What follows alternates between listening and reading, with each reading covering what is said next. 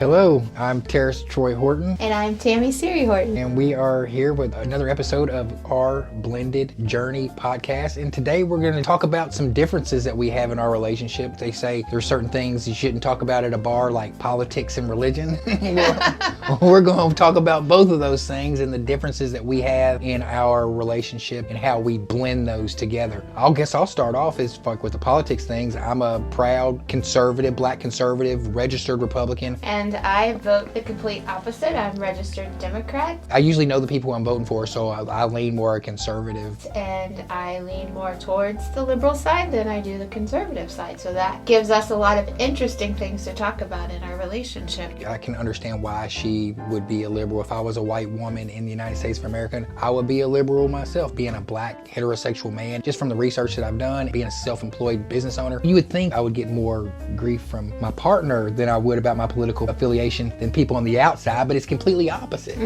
I think so too. Now, I can't say the same. I don't know if I was a black man if I would vote Republican, so I just put that out there. That's good. But we do have in-depth conversations about our political differences. Our morals and values as a couple line up. However, we are very different politically and religiously. Like, as I'll just say this as a conservative Republican, as far as like me being pro-life, I'm pro-life for the Margaret Sanger eugenics type reasoning. By no means would I ever tell a woman what she should do or has the right to do with her body. It's something I do not align myself up with. You can call me a rhino or whatever. I will never, ever go on record saying anything, because a woman's body is a woman's body and it's sacred. And I came from a woman. I have respect for my mother, my sisters, my wife, my friends, my cousins, everybody, all the women out there. When you see me that I'm a conservative Republican, when it comes to the pro-life stuff, I'm not trying to step on nobody's toes, so just keep that in mind. With him being pro-life and me being pro-choice, that makes, again, for difficult conversations that we have to have. You know, I have a daughter and I really support women's rights, and I even align myself and work with the LGBTQIA population, and I really have to think about things through other people's lens, and that is how I vote. And that's fair. I completely understand. I want to publicly thank you for not being one of those type of women who control the coochie. Because I cut a lot of men's hair, right? And these guys come in here and they're like, T, man, I think just like you, but I can't, because if I speak out on it, my old lady won't give me none. And I'm like, you shell of a man. And I appreciate you not forcing conservative values down my throat. Absolutely. I mean, we have the agreement that either all political signs go in the yard from both sides or none go at all. We talk about the issues that come up. We talk about our own political issues that come up. But in no means are you expecting or even pressuring me to lean more towards the conservative side. And I would never do that. I want you to be exactly who you are. And I believe that we did set healthy boundaries in the beginning of who we are. The other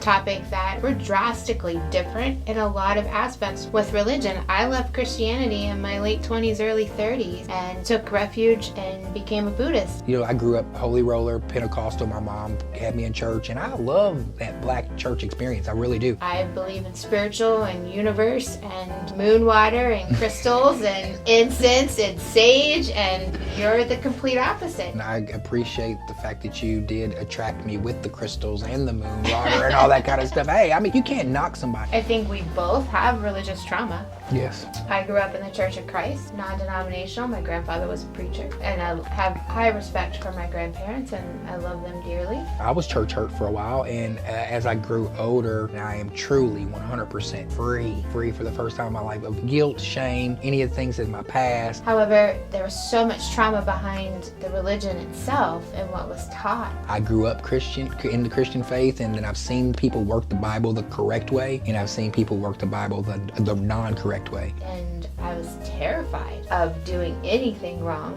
for a long time. And you know, every teenage kid experiments in things, and a lot of teenagers drink at that age. And so that shame and guilt of, you know, having premarital sex or drinking or even picking up a deck of cards was a lot of things that I had to work through in therapy and really leave Christianity and find Buddhism is a philosophy. It's not a religion, but that whole do no harm really aligns with who I am. With that said, when there is an event you want to attend in church, I'm going to sit right beside you. I'm more non-denominational, and I'll say it because of this. Whenever I was fighting alcoholism, I used Christianity as a crutch. I used to say, Jesus died for my sins, so I can still go out and drink, but I was destroying my relationships with everybody who I was around with slowly but surely. I started listening to Minister Louis Farrakhan and started reading Message to a Black Man, and I understood, and it just clicked in my head like, this stuff's killing you. This is poison that you're putting into your body. And it just clicked. Louis Farrakhan's message clicked. It said, as a black man in America, that's whenever I started studying and learning about the Nation of Islam. So if someone would say about my religion, I can't be all the way Nation of Islam and Fruit of Islam because I'm married to a white woman. Our views are completely different. Like, I'm an empath. We do have a rule on our Blended Journey podcast that I'm not allowed to be racist on here at all. Absolutely. I wouldn't say I'm a racist, but everybody gets it. Let's just say that. From my neighborhood, if you know how I grew up, everybody gets it. Everybody. My clients know what I'm talking about. You know, I do believe that God saved me, saved my life, and brought me to where I'm at right now. That's why I will for always. It wasn't me. I remember when that morphine went into my arm. I've never had drugs in my body. When that morphine went in my arm, and I went to a whole nother dimension, and I was like fighting with the devil about, you know, do I want to live? And if I live, and then I was like, now I got victory over it, so I don't drink anymore. How do you handle being married to someone who is an alcoholic? From the beginning, you were very open and honest with me about your alcoholism, and you didn't mind necessarily if I drank. You know, I spent years before I met you sitting in a bar drinking with friends on Friday night. Alcohol was something that I was trying to lesson in my life when we met. It wasn't the healthiest coping skill or to utilize. So in our new home, I respect the fact that you're in recovery, so we don't have alcohol in our house. I think we have one bottle of Xavier wine that I'll never, or wine that has a Xavier emblem on it that I'll never open, but I have a lot of respect. That doesn't mean if I go kayaking with a girlfriend or do something with my friends and I'm not going to have a drink. I choose not to bring alcohol into our home because I respect my husband, and to be honest, I really don't want the calories.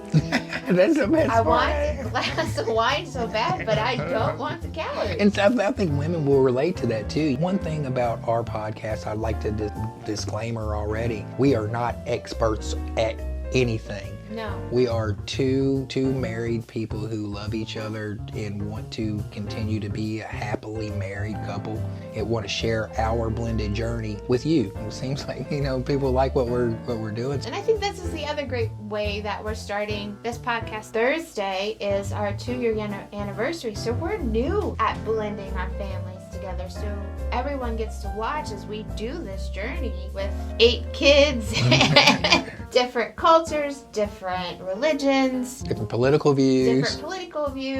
No raisins in the potato salad. He actually asked me today if I put raisins in the macaroni and cheese. That was a joke. But Thursday is our 2-year wedding anniversary, and then Friday we leave for Puerto Rico, and we'll spend a week in Vieques watching the wild horses on the beach, and hopefully I feed them and get to pet them and making good memories. I can't wait to get there, and hopefully we might go and have some great footage and some great stuff to show you on our next episode. We will be live June 25th, Newport on the Levee, with Jay Banks on the powwow with him and Andrew Eisler. We're going to be giving away something for the sports enthusiasts out there. My wife thinks I'm crazy. She thinks I'm crazy. She thinks that nobody would want this. What year is it even made? 2007. Wait, I don't know if that's right. 2008.